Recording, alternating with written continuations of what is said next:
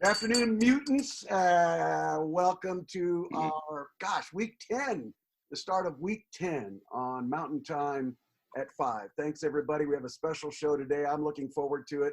I'm actually looking forward to listening to it and be on mute and sort of make fun of it throughout the show. I'm really excited about that. That should be a lot of fun.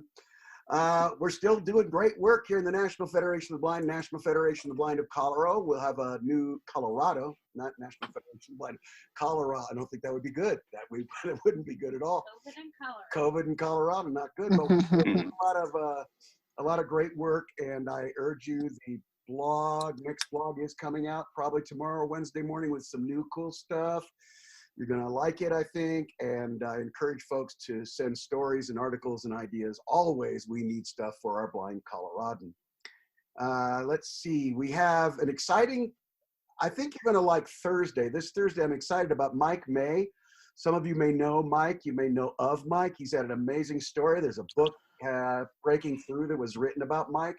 He's been in and around the Federation for a long time. He's a great friend of Stevie Wonder. He has developed cool technologies and marketed cool technologies. And I think you'll enjoy getting to know Mike on Thursday.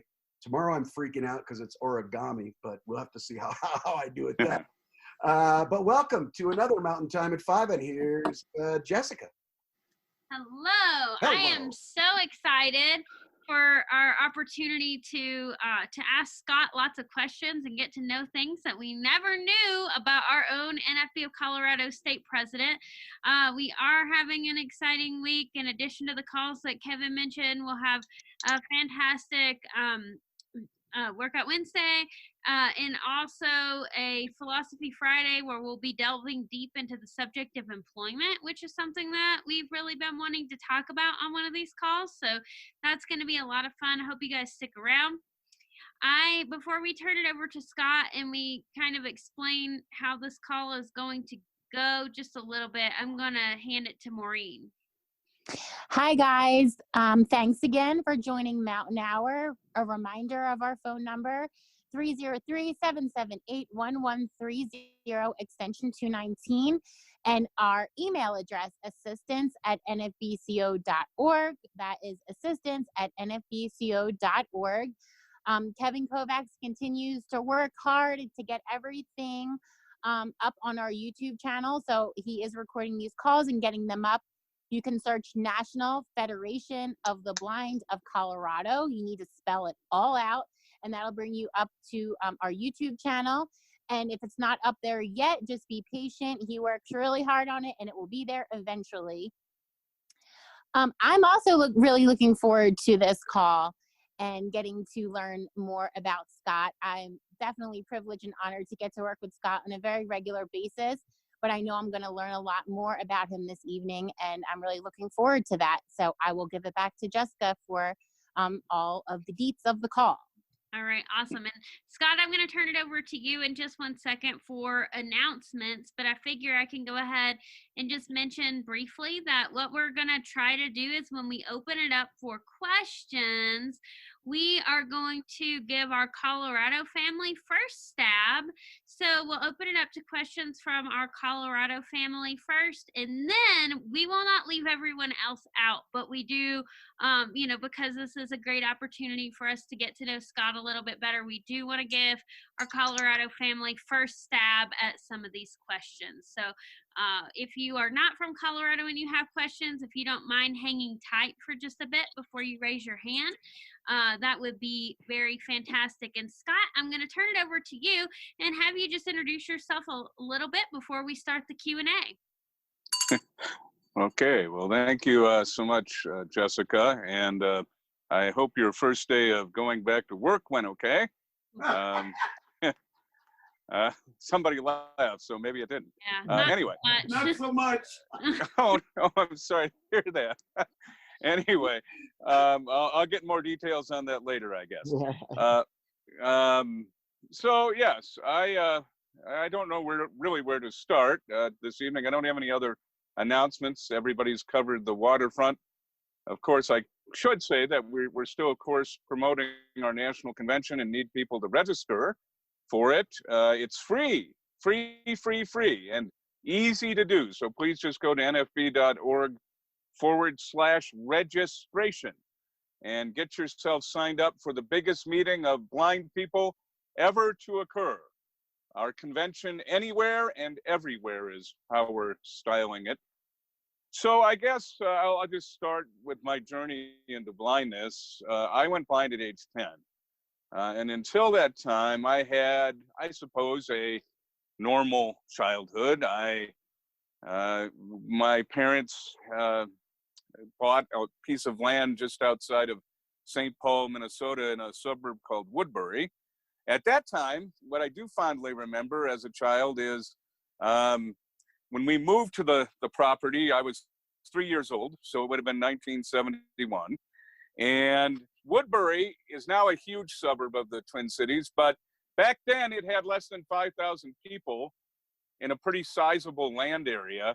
And all the roads that we needed to use, we lived on the corner of two streets, Glen Road and Wood Lane Drive. These roads were all gravel or dirt. That's how sparsely populated Woodbury was at that time. It was really only about 10 miles outside of St. Paul. So one of the greatest fun things I got to do when I was a kid was watch them pave those roads. Because within about 2 years of the time we moved there, they started coming out and putting asphalt down. And I just loved watching the big tractors and steamrollers and dump trucks, and it was great.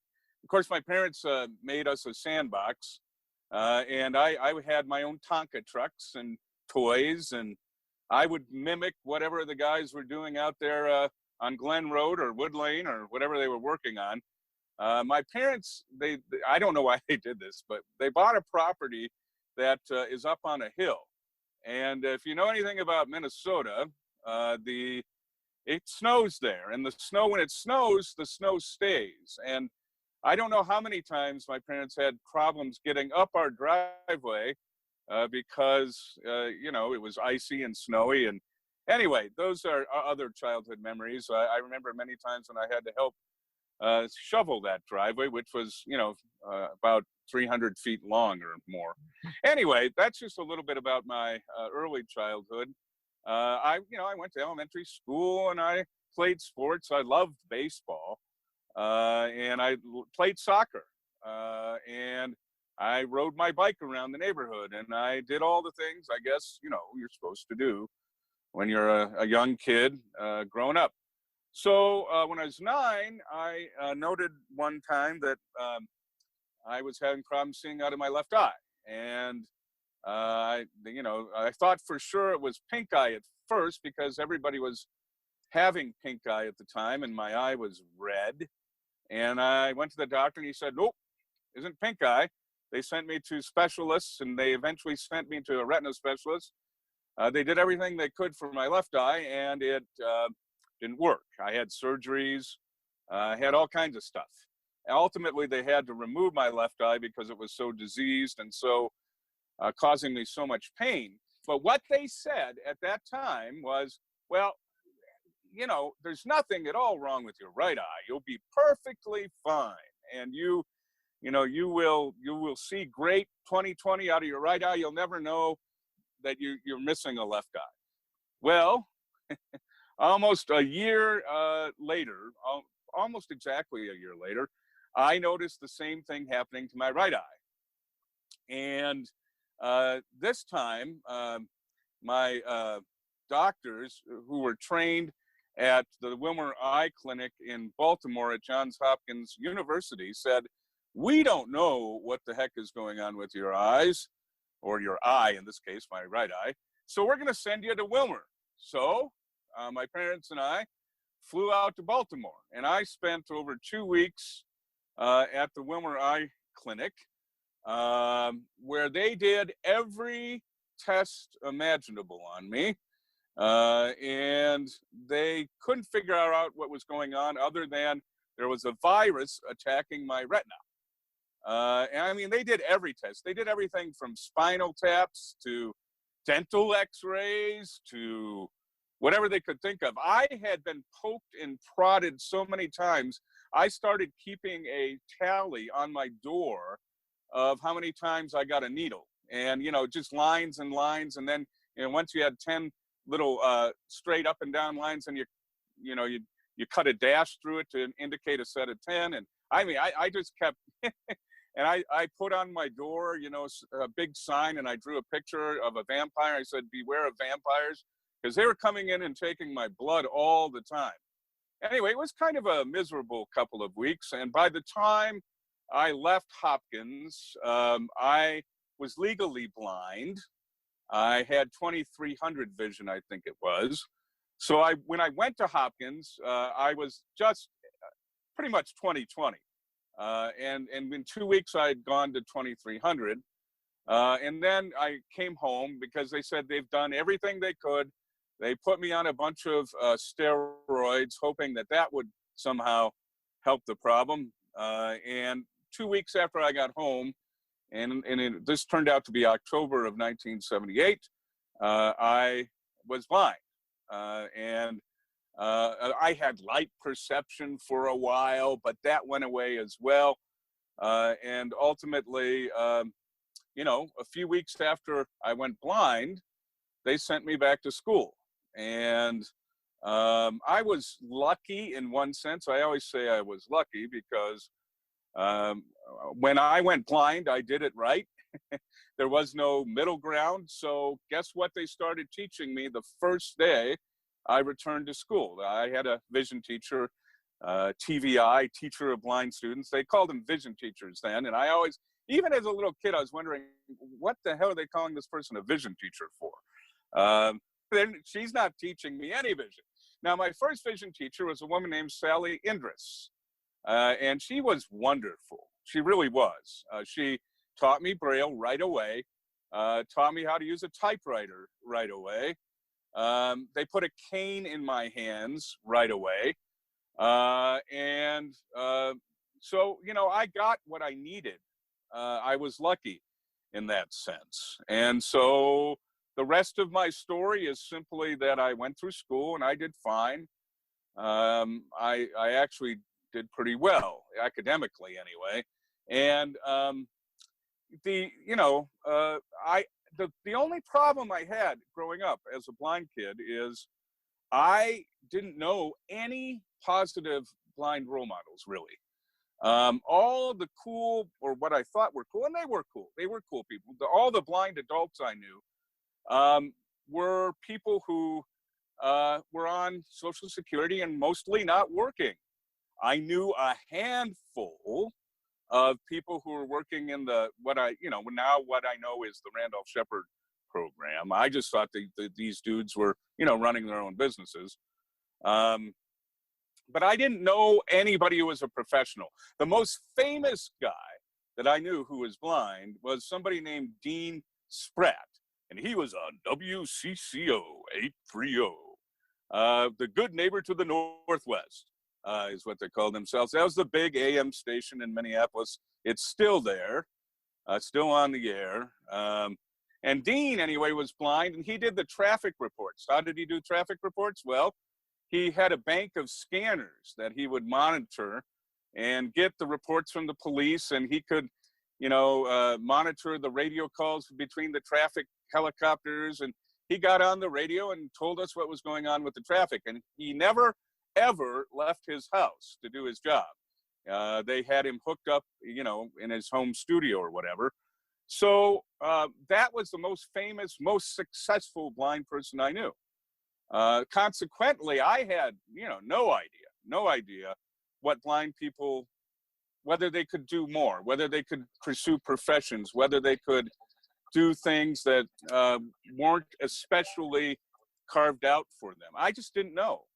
And that's when I met the National Federation of the Blind, because I was lucky enough in 1986 to win a scholarship coming out of high school. And I really did believe I was going to take all the money and run because everything I was being told about the Federation was awful.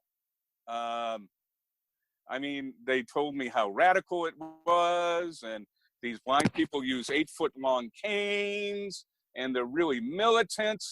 So they told me, go take their money and run. The only thing I knew about the NFB, I was invited to a picnic one time, and it was put on by the Council of the Blind, and there was a guy, I think his name was Oral Miller, and he came, and he spent most of his time trashing the National Federation of the Blind. So I thought, wow, this federation must not be very cool. Anyway, so that's how I got involved in the National Federation of the Blind.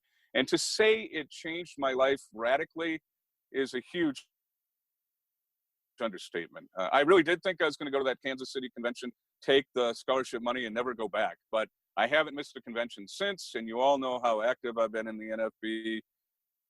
Without the NFB, I wouldn't be where I am in my life and have the rich experiences I have. So that's a little bit of my background, Jess, and I'll stop there, and because I know you had some questions and so on. Excellent. So I want to first just open it up and see if any of our Colorado family here have any questions for Scott. I definitely have some of my own that I want to ask, but I want to open it up and see if any of our Colorado family does. And so you can use *9 on your phone, or I think it has moved back to the more section. It was under the participant section for a while, the raise hand. So I found it under both. Yeah, I think it went away under more for a while, and then it came back. So all right, we have a few hands up. So let's take a couple questions, Kevin. All right, we've got Bianca. Hi, I was just wondering, what was your favorite subject in school? You know, that's a great question. And I think, you know, for me, it wasn't always the subject as much as the teachers. So I would say two things. I took a class that was basically, you know, government or civics or whatever you want to call it. It was a great class because it was being taught by a guy who was actually a state senator. He was a teacher first, but while I was in high school, he got elected to the Minnesota State Senate. So I really enjoyed that class. I enjoyed, I had a world literature course that I loved because the teacher was just incredibly gifted, and Millie Hemelgarn was her name. I wrote my big research paper on For Whom the Bell Tolls. And that was a great project. And by Hemingway, of course. And, you know, I also liked my physics class senior year. So I guess that's quite a variety of classes that I liked, but that's the way it was. Awesome. So I have to say, I love to read. And when I read that book, the whole time I thought, blow up the bridge already. But no, that's really cool and fun. We have a couple more already questions Phone for number you. ending in 6677. Hi, Hey, 6677. Scott, Kevin, Jeff, how are you guys? Good? Hey. All right. Scott, I was just curious. You know how you go through school and you go through high school and then you go to college and you say, what am I going to do? Well, how did you decide? I mean, when you were in college, you majored in political science like me, right? Yes. Okay. So when you graduated college, how did you decide, what made you decide to become a lawyer? How did you go through that, or did you really know what you wanted to do? Well, so when I first went to college, I actually wanted to major in international business management. And I was also going to dual major with Spanish. Once I got very advanced in Spanish, though, I could no longer get the books in an accessible form. We didn't have the Marrakesh Treaty then. So I gave up on that major. I completed a Spanish minor instead. And then I was getting pretty interested in government and politics. at that time. So I switched my major to government.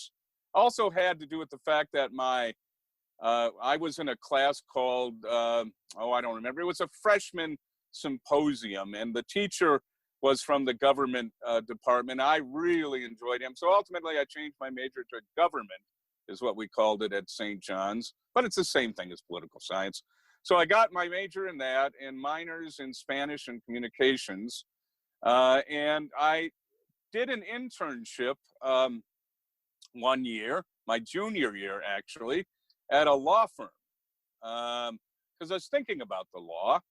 And we had a thing at St. John's that we called J-term. It was a month-long mini semester in between the two big spring and, the fall and spring semesters. And I decided to do my internship then, and I liked it. I liked what the lawyers were doing. I got to sit in on all kinds of legal proceedings. I was also, at this time, getting very active in the National Federation of the Blind.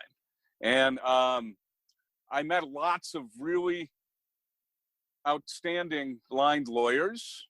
And I realized that those people who had law degrees were able to help change what it meant to be blind in a very effective way, because a law degree gives you the skills of, analyzing well, learning how to analyze problems and come up with solutions.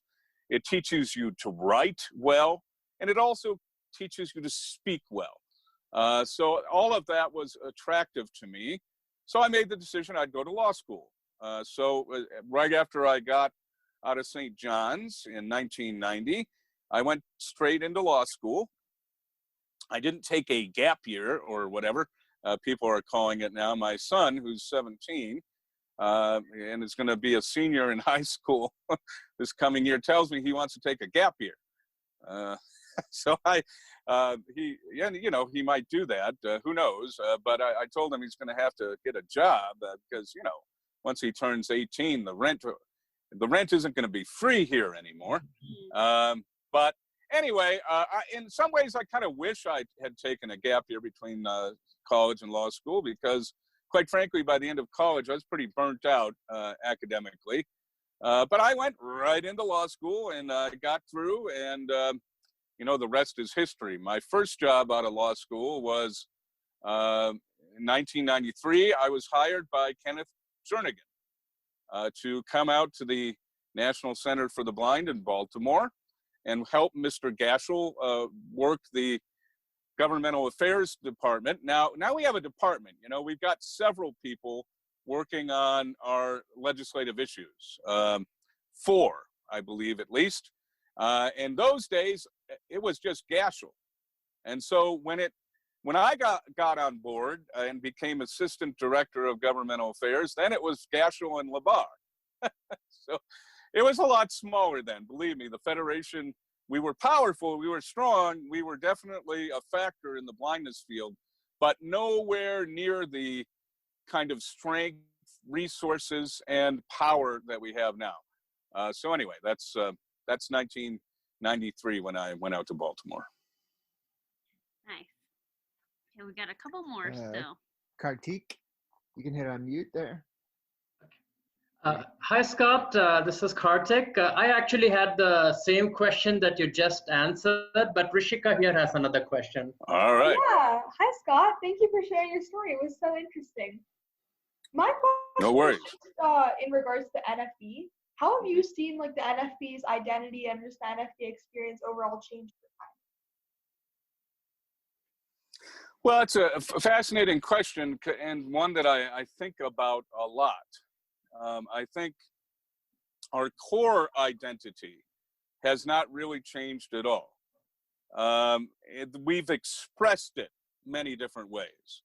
When Dr. Tenbrook founded the National Federation of the Blind in 1940, 80 years ago now, his fundamental belief was that we who were blind, and those with disabilities as well, but obviously he spent most of his time on those of us who were blind, we had a right to live in the world. And we had a right to live in the world on terms of equality, and to expect the same rights, but to expect the same responsibilities as citizens. So we have had that fundamental core belief, I think, since the beginning.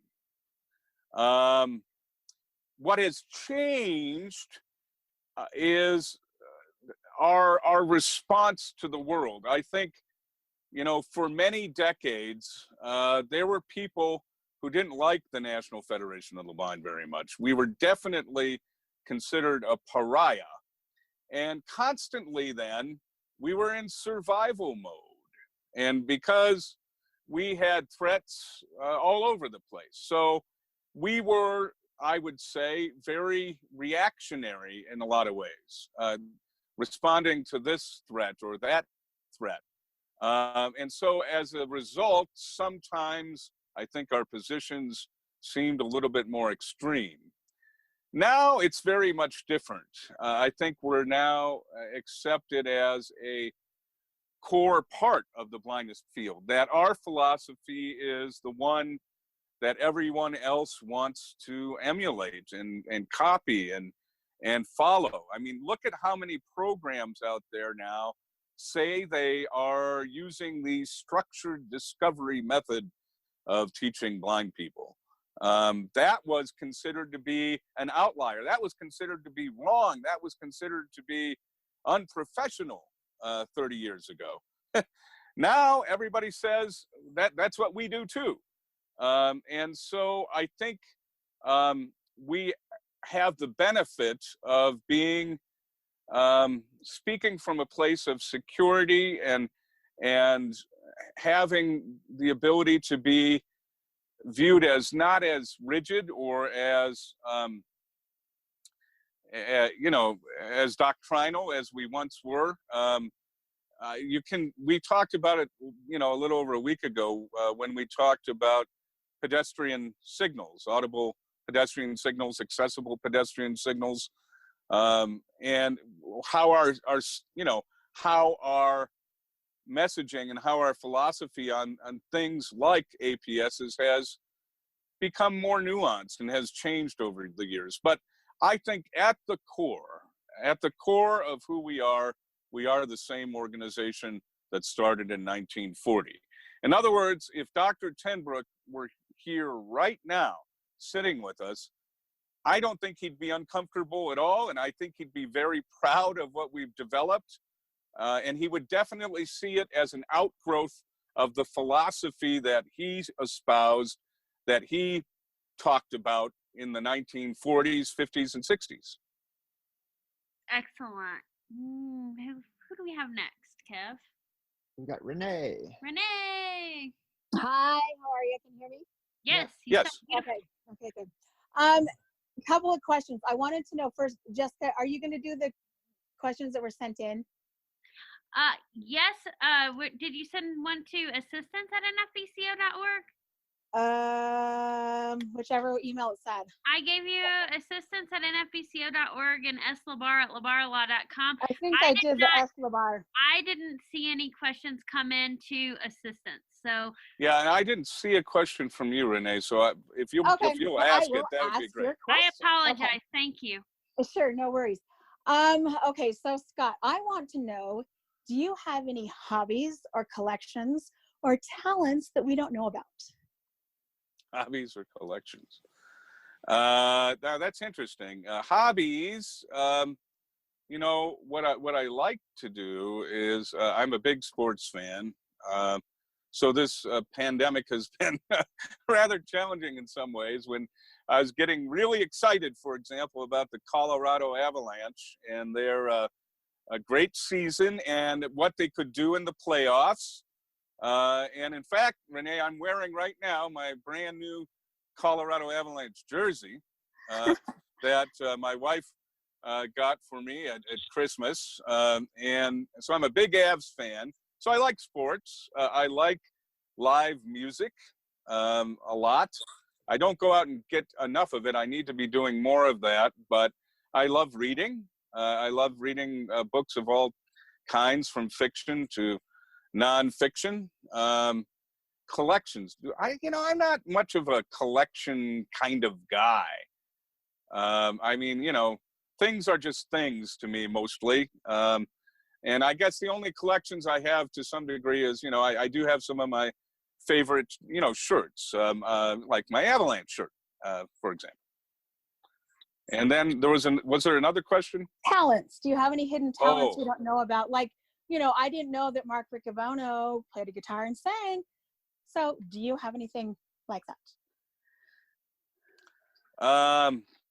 I don't know. I mean, I play a little piano and that kind of thing. I used to play drums, and I love all that stuff. And I always keep thinking to myself that when I have more time someday, I'm going to kind of pick that up again, particularly the piano. I love the piano, and I enjoy it.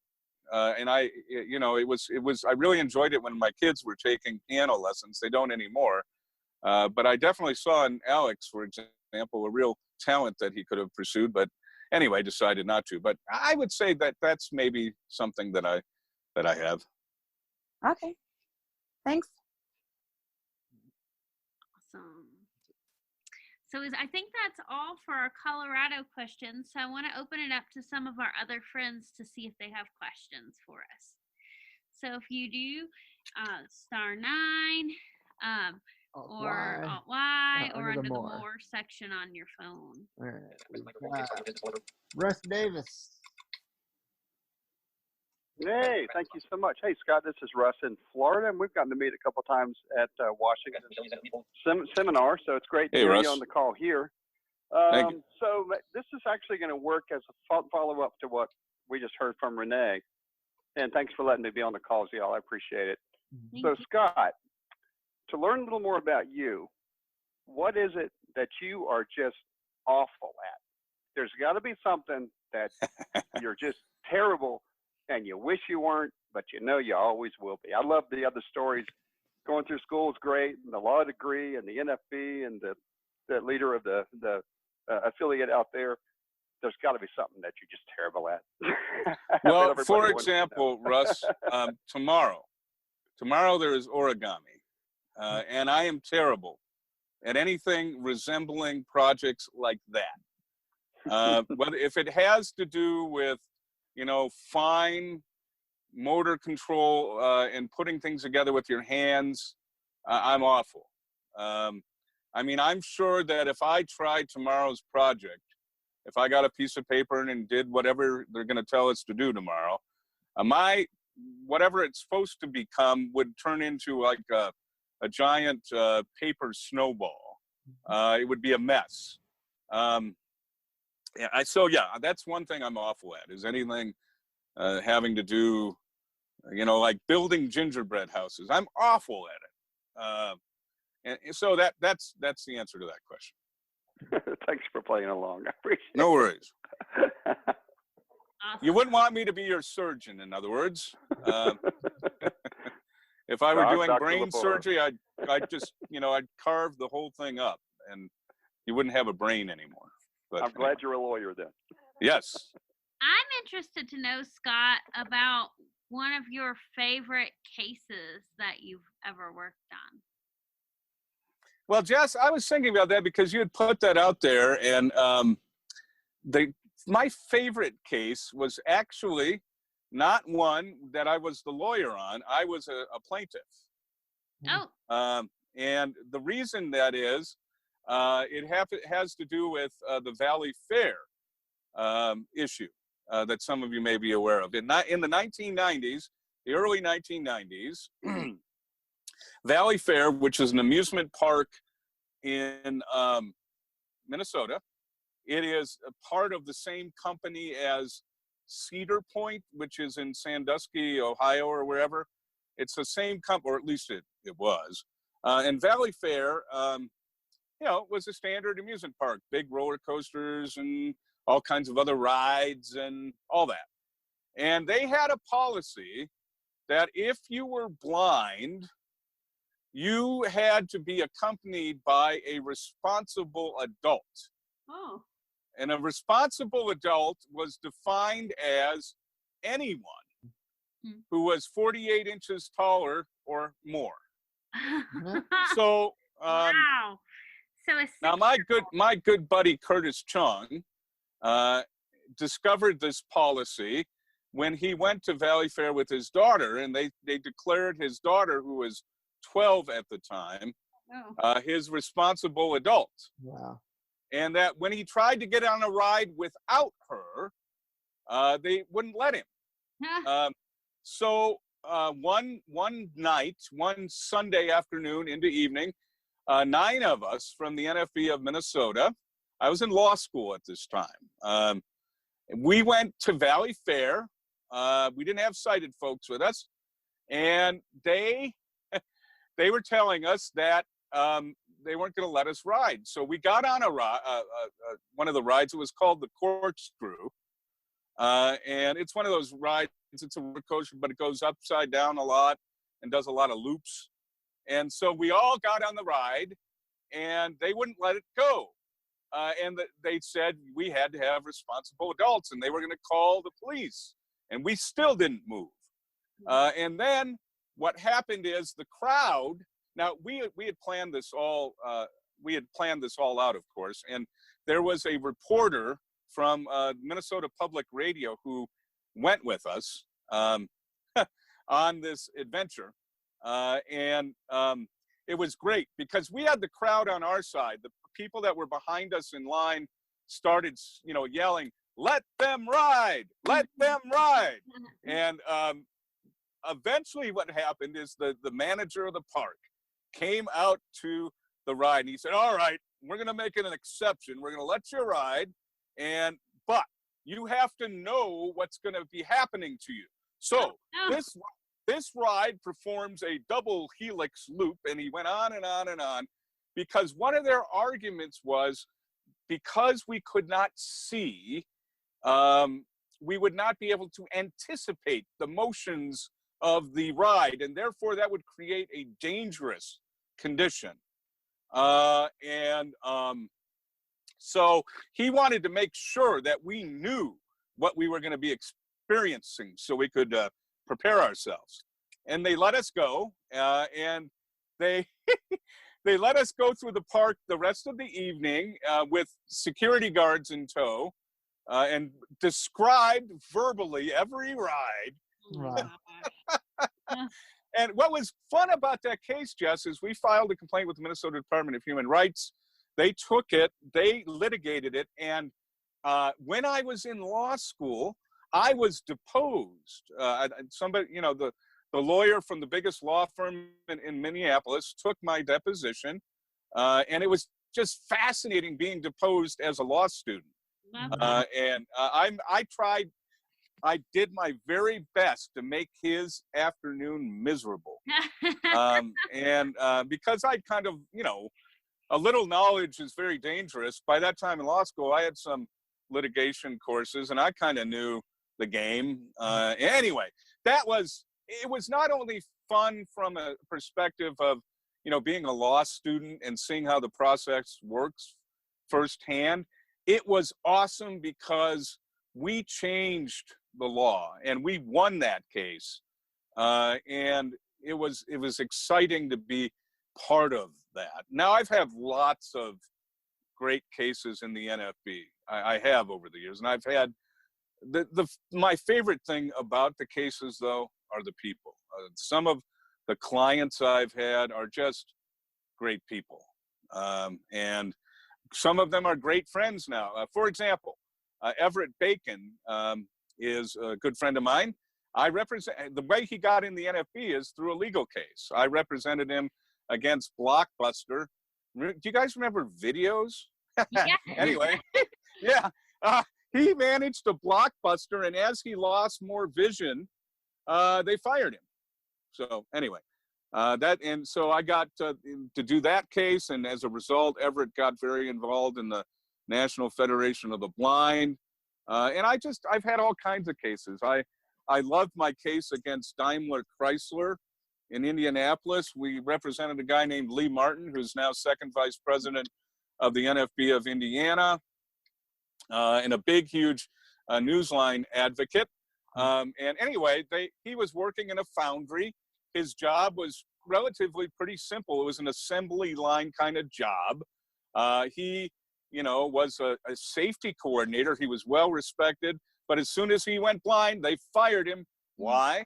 Because he was going to be a safety risk. And anyway, that was an awesome case. Another case we did very well with. One of my recent cases, when I represented Alina Sorling against a hospital, because when she went blind, she had been working in their food service, in their cafeteria. And when she went blind, they fired her. Why? Because it's dangerous. Now, Maureen, Jessica, everybody listening, it's dangerous for blind people to be in a kitchen. Oh, I agree. I would never have a blind person in my kitchen. Yeah. Ever. And so that was a very recent case. It just settled in the fall, this past fall.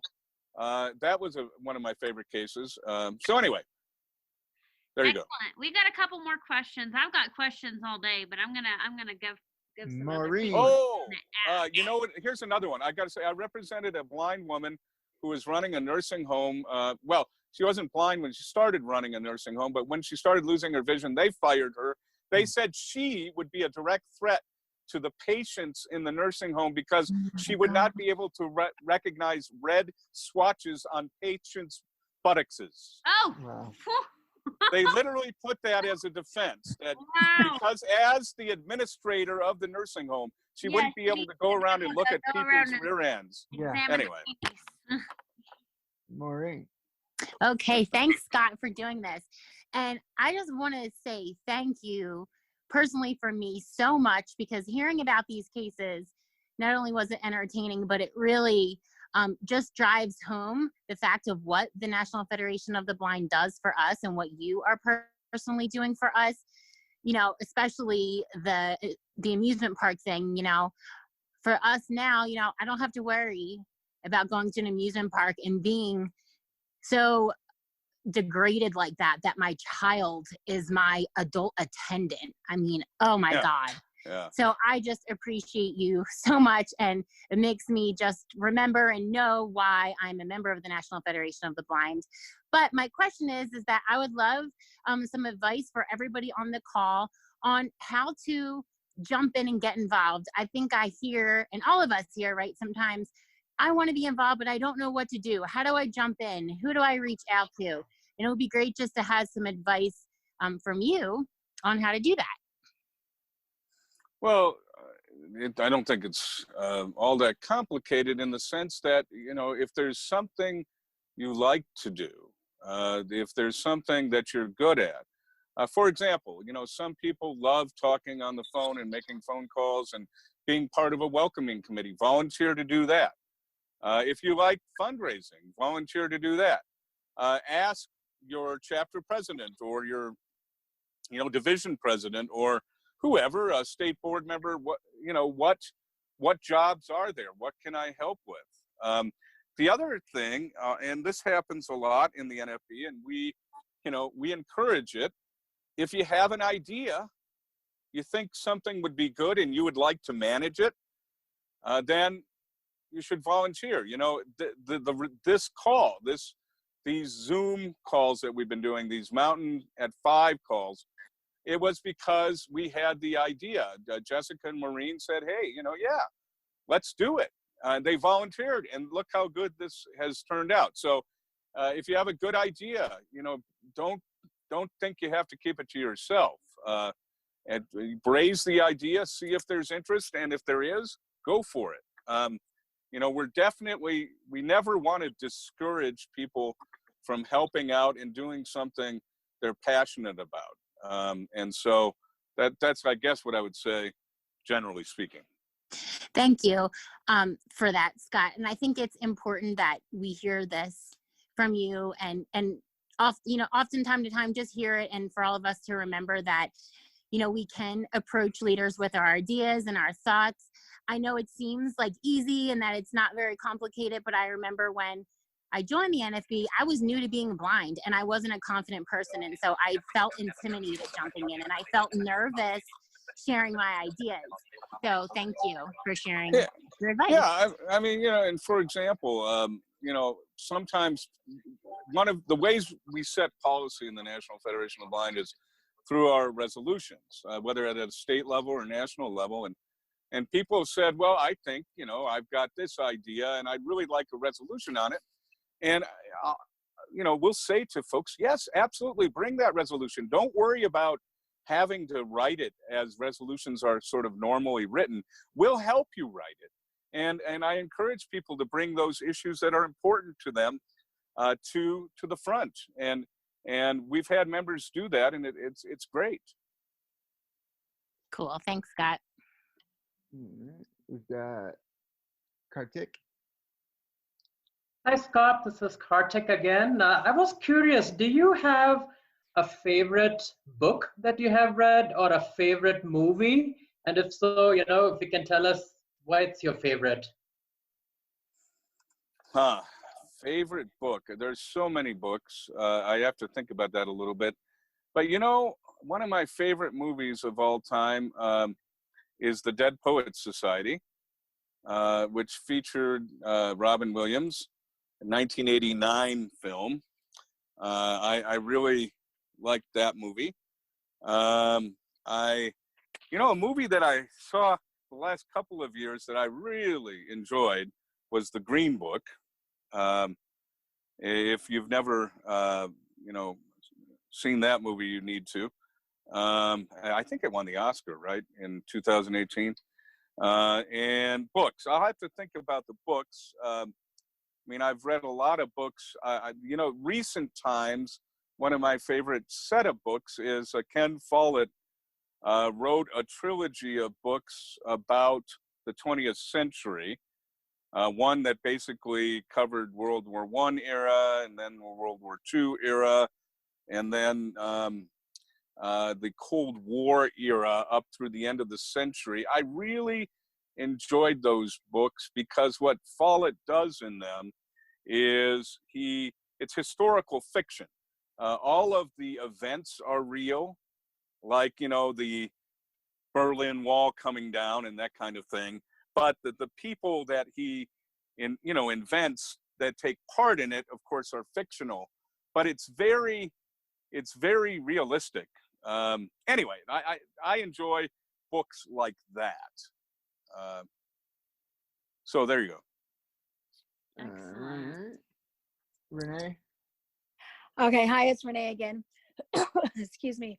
So Scott, do you know, is there going to be a mock trial this year at Nationals?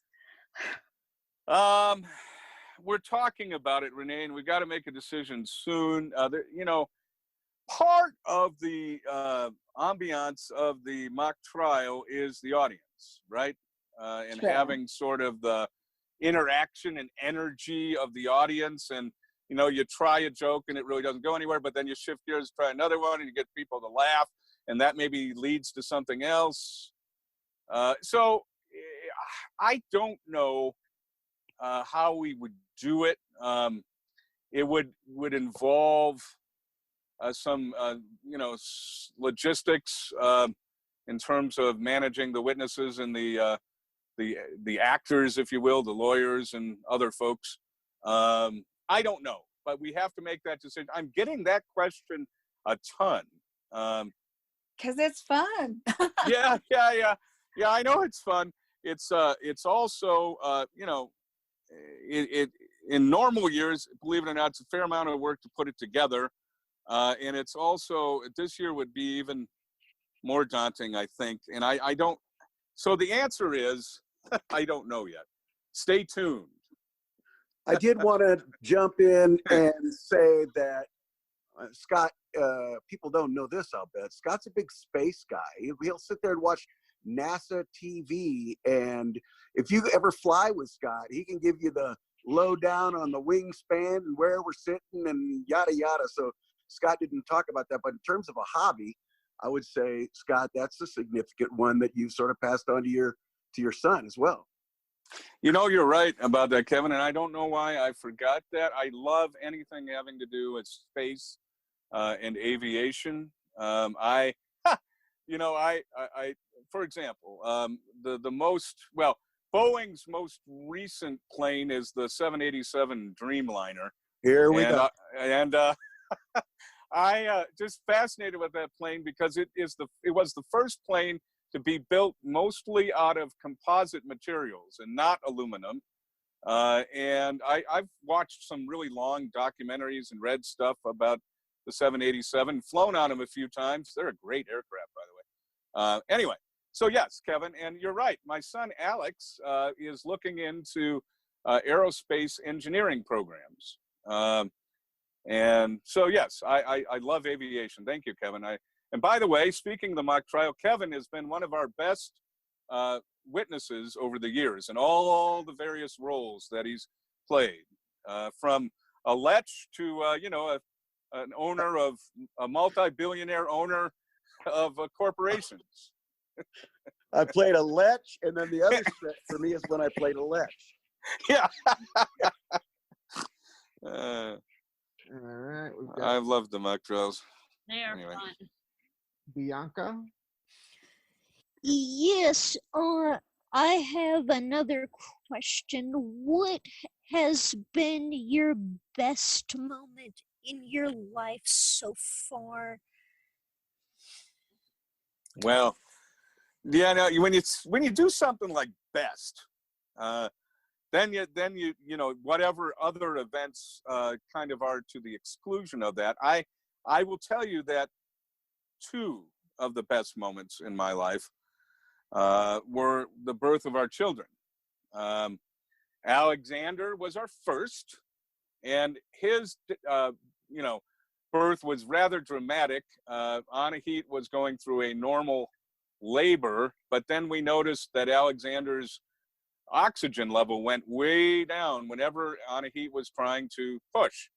And they did that a few times. They tried to, let her have Alexander, quote unquote, naturally. But then they said, nope, we've got to go to the OR right now. And they literally threw a pair of scrubs at me, surgical scrubs. They said, put these on now. So I put them on, and I was running behind Anahit's bed, either her gurney, whatever you want to call it. And we went right into the OR, and a few minutes later, Alexander was born via emergency C-section. And when they made sure he was okay and everything was all right and everybody was safe, one of the best moments of my life was carrying that little guy, held him close to my chest in a little bundle, carrying him from the OR to the nursery, the newborn nursery. And then I had a similar experience with Emily. I carried her from the OR because she had to be born via C-section as well, except that one was scheduled. So Emily wasn't as dramatic as Alex in terms of her birth. But those moments, when your child is just minutes old and hearing their first little noises, it's something else. And so that's what I would say. And I know people say that a lot, that, getting married, of course, was a great moment in my life to Anahit, my first wife, as I refer to her. And she'll be my only wife, because I don't think I could ever convince anybody else to put up with me, that's for sure. But no, the birth of your children is just a miracle. I'm sure Maureen would agree with that, for example. She's recently gone through that, relatively recently anyway. And it's just an incredible moment. And you know what?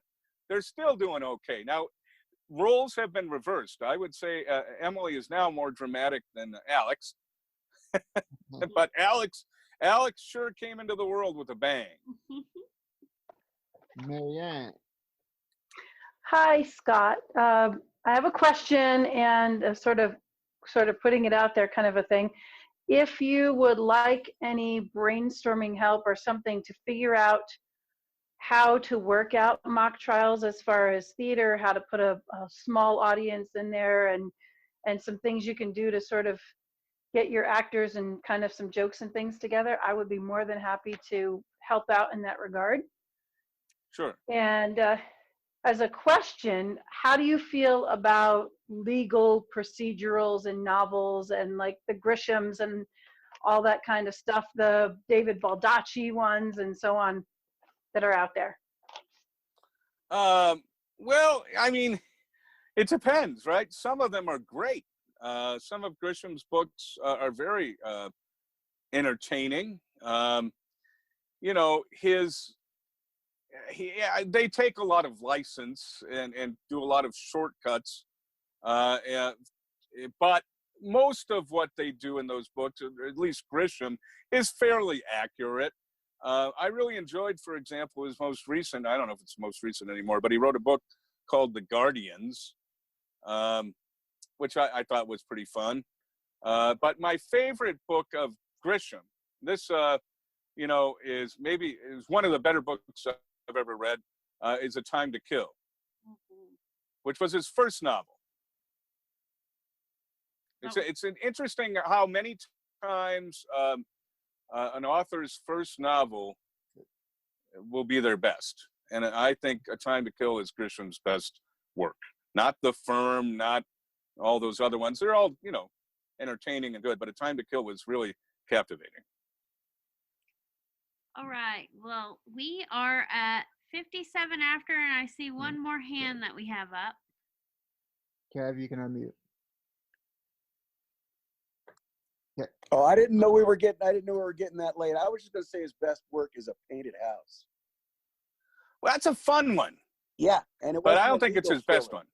Yeah, it's a fun, and it wasn't a legal thriller. Scott, thanks for doing this, man. We're gonna, I really like that one. Yeah. Now you guys, Maureen, Jess, you guys will do the end, and you'll finish up and all that. We're gonna go and organize a chapter in Poudre Valley virtually. Woohoo! Yay! Is that See one you guys. section that we have?